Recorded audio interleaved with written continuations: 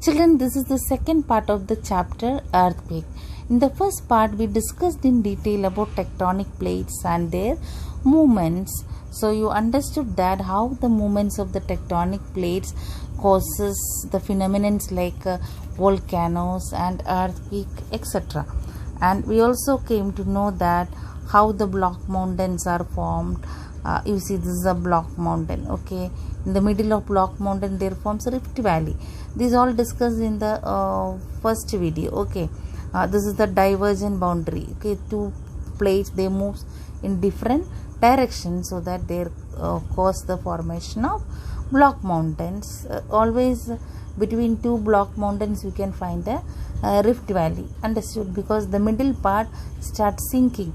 So that later on that middle portion turn into a rift valley. And the next you can see that what is that? Convergent boundary. This is folding. The tectonic plates move towards the same direction, so folding take place. So learn that how the fold mountains are formed on the earth. Okay, now we continue discussing the chapter. That is, next we have to discuss the causes of earthquake. Yes, the first important cause of the earthquake we have to see is that volcanic activity. That means wherever the volcanic eruption take place, those areas are also prone to the earthquake. So the regions of volcanic activities are also region of earthquake. So you can underline the points. Volcanic activity is considered to be one of the important cause of the earthquake. Yes, during the explosive eruption, the gases try to escape upward of the earth. So hence the push of the crustal surface up to causing earth. That means, you see, during the volcanic eruption there causes a kind of crustal imbalance, a kind of pressure over the earth crust by the gases released by the volcanic eruption causes the earthquake. Is it clear? Okay, next we have to discuss folding and faulting. Folding and faulting very clearly we discussed number of times. You understood what it is. You have to just underline folding and faulting to the internal horizontal and vertical movement we found with the help of the diagram and causing a great displacement of rocks. These movements disturb the crustal rocks and causes imbalance in the resulting in severe earthquake. This is also very clear to you. And next is that anthropogenic causes. What is anthropogenic causes? Sometimes human activities also can cause earthquake. How? Constructing a big underground dam, so and collecting huge volume of water, so exerting pressure on the earth crust. Okay, so that can cause imbalance. So that can destroy the balance of the crust and can cause earthquake. Other than that, what is that? What is mining? Mining is also one of the important causes. Underground mining, deep mining, even these also affect the earth crust. Then blasting of the rocks, all these are the important cause. Then other than that, nuclear explosion, all these are the man-made but human activities which can cause earthquake. Then what is hydrostatic pressure? That means hydrostatic pressure mainly means this is only constructing underground water, is a huge volume of water is collected. So due to that, what happened? It can affect the crustal balance and causes. So you have to underline these sentences. Clear for you? And next we continue discussing causes. We continue discussing the next plate tectonic. This only we discussed in the beginning of the first part of the video earthquake, that plate tectonic theory. Okay, plate tectonic theory. What is plate tectonic theory? According to the plate tectonic theory, describes that what is that? The crust of the earth is composed of the series of separate plates we found in the beginning, which moves or slide over each other. So that what is happened? The radioactive element. You understood what are the radioactive element, like uranium, thorium. These kind of substances are found under the earth as you go. So due to this radioactive elements present in the earth crust and upper mantle give what is that? Energy for the conventional currents and these currents slowly push what is that the overlying plates here, and then what is that here and there, and then great deal of displacement of rocks take place along the margins of the plates. So we found that what are the margins, the boundary of oceanic plate or continental plates. That's why the boundaries of the moving plates are associated with earthquake, volcanic activities, crustal faulting, etc. Clear for you? So okay, the next we discuss is the effects of earthquake. There are destructive effects. You all know, heavy loss of human lives and the properties can take place, loss of man-made structures, all the important buildings collapses, a number of people and their settlement, all these can go under the earth due to the severe earthquake. And recently in Nepal the severe earthquake took place, and we understood the devastating effect of those earthquake. Then next is a devastating fire. So at the time of earthquake, sometimes fire also can be caught because of the blasting of the gas cylinder, or otherwise blasting of the plants and the leakage of gases, poisonous gases, otherwise disruption of electric wire, when transformers were failure. All these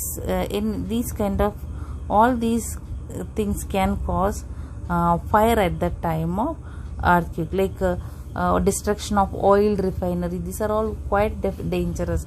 So inflammable substances are there, so that these all can catch fire at any time at the time of earth. So that earthquake also can be considered as the one of the after effect of earthquake.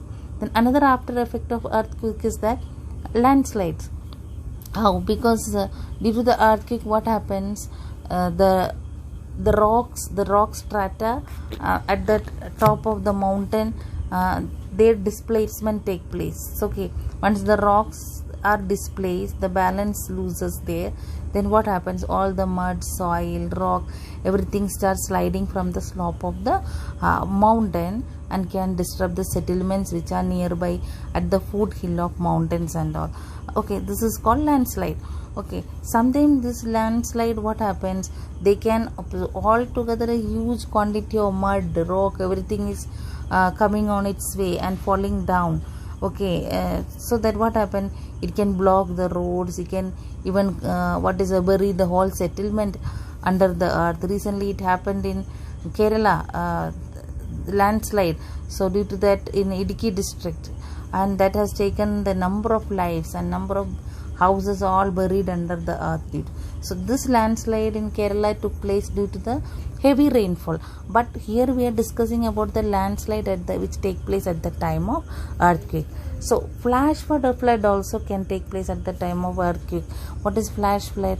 You see, we discussed about the landslide. Okay, so sometimes the landslide, all the debris can block the flow of river. So that what happen? Once they block the flow of river and obstruction of the flow of water, what happen? Can cause the sudden rise of the level of water in the river. Okay, river and channels, that can cause severe damage to the life and property. Sometimes you will not know when the water level is rising. Without any hint, the level may rise so fast, and that can cause damage. So this is also one of the after effect. This flash flood can cause due to landslide which is taking place due to earthquake. And next is that tsunami. What is tsunami? Children, tsunami, you see, sometimes earthquake take place under the ocean floor. Earthquake can take place on the continent, and also even under the ocean. Even the volcanoes are also taking place under the ocean. Okay, so when the earthquake take place under the ocean floor, what happens is that they generate huge waves. Already ocean there is a waves, isn't it? So therefore generate huge waves due to the earthquake when it take place into the ocean floor, and then these waves starts traveling towards the sea coast. Once they reaches to the sea coast, their height reaches up very high, means reaches up to the height of the multi-story building. Can you imagine? The height is reaching up to the multi-story building, and they can even cover vast distance and even cover a larger areas. In the year 2004, the tsunami which took place brought about heavy damage to the human lives, and it took lakhs of life. This is what. So the whole city can even be submerged under the water due to the tsunami. These are all. So you can underline this, children, of your own, all the points hereafter. I am just explaining it. So underline all the important points and study. Tsunami is all these. You have to study important points only. You need to underline and study. Okay. The next is what? Deformation of ground. What is deformation of ground? Sometimes what is that? The complete structure of the ground is lost because of that. Some part may go very low, and some part, otherwise some portion may come so high. Yes, one picture is there to show you all about the deformation of the structure, like yes, you can see here. You see deformation. You see what kind of it happened.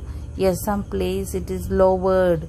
Okay, already the level area it is lowered. Some place it may be, you see. So this is what deformation of land. These are all the important causes of the earthquake. Children, next is the distribution of earthquake. In the first part only we discussed very clearly what is that? Pacific belt. Okay, this is Pacific belt. Yes, not discussing much, only just to focus. This is the Pacific belt. Okay, again here this side also Pacific belt. Okay, and then this is also Pacific belt is also known as a ring of fire. Okay, when you are studying volcano, because wherever the volcanoes are found, all those region also comes under earthquake. You understood? Because volcanicity is one of the important cause of earthquake. Then mid-Atlantic ridge. Then what? Mid-mountain belt. These are the this is all about the distribution of earthquake. And then when we discuss about India, okay, or India, you see which are the important earthquake zone area. Yes, you see Indo-Gangetic plain.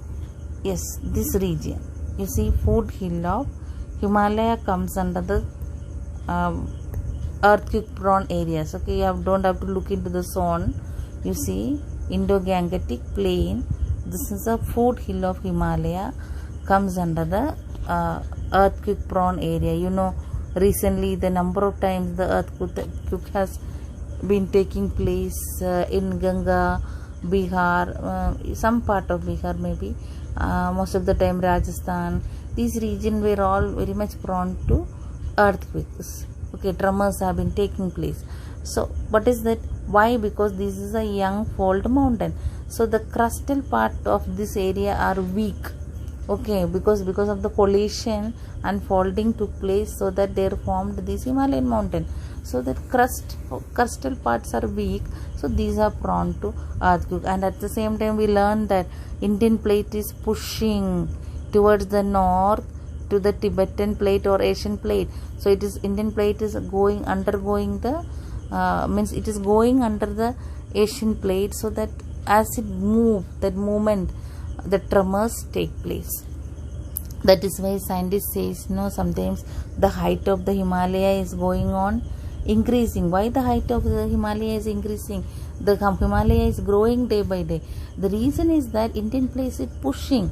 So pushing, and also it is undergoing, it's going under the Asian plate or Tibetan plates, like, so that the height of the Himalaya is increasing. So another important earthquake prone area is Deccan region. It is mentioning in the textbook, Deccan region. There are number of zones. The whole country is divided into different zones. That and all we are not discussing. You should know only Gangetic plain and Deccan region. Gangetic plain is the one of the most important earthquake prone area in India. After that, Deccan region. Is that clear? Deccan means Central Asia. Central India. So that also question answer. That also you mark down from the textbook those lines. Then exercise part you go through, all the question answer you mark down and then write in your copy and then learn for the examination. Okay, I am not sending any separate study material for this because already answers are all marked over here, and you also can mark if anything is left out.